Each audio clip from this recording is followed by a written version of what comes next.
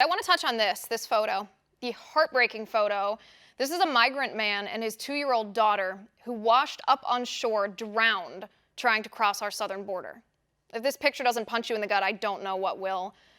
Democrats are saying in response, don't politicize the death of these migrants, except to put all the blame on Donald Trump. So here's my question in response to them. How can you not make this political?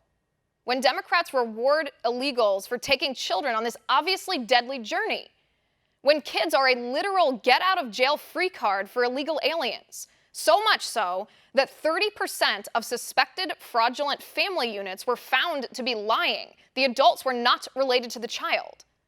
How can you not make this political when this photo, and this photo, and this article by Brandon Darby about migrants dying trying to cross our border was published in April, but not April of this year, April of 2016 when Barack Obama was president?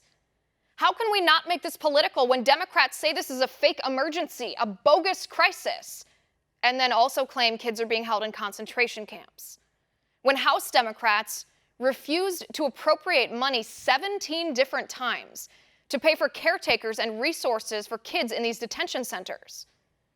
If you see that picture and you tell me it's a fake crisis at the border, then may God have mercy on your soul. What you should be doing is looking at that photo and asking yourself, what can I do to help? Was there anything we could have done to prevent this tragedy before it happened?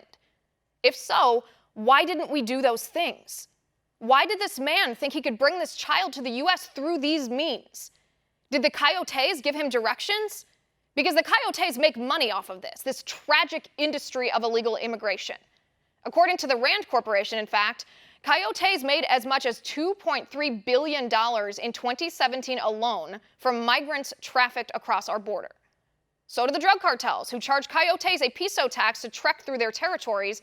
Cartels make as much as $180 million a year. Did the coyotes convince this man to risk his own life, to risk the life of his child, because they knew our border was porous?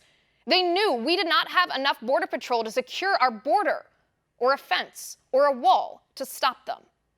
Did the coyotes tell the man that once he crossed the border, because he had a child, he'd qualify for the catch and release policy where they release him into the United States and tell him to just show up to a court at a later date? If these policies weren't our policies, would this man and his child have ever started this journey, which turned out to be their last? If we had done our job and reformed asylum laws and secured our border and appropriated resources for a border wall and for Border Patrol agents and for technology, and abolished catch and release and addressed the Flores settlement, which deals with kids in detention, would this man have made this journey and endangered his baby and ultimately drowned?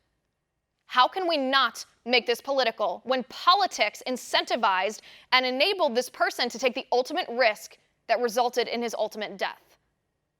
If I were a Democrat in Congress, I'd take a very long time to think about that question and think about the answer. May this man and his child rest in the arms of God. And that's my final point.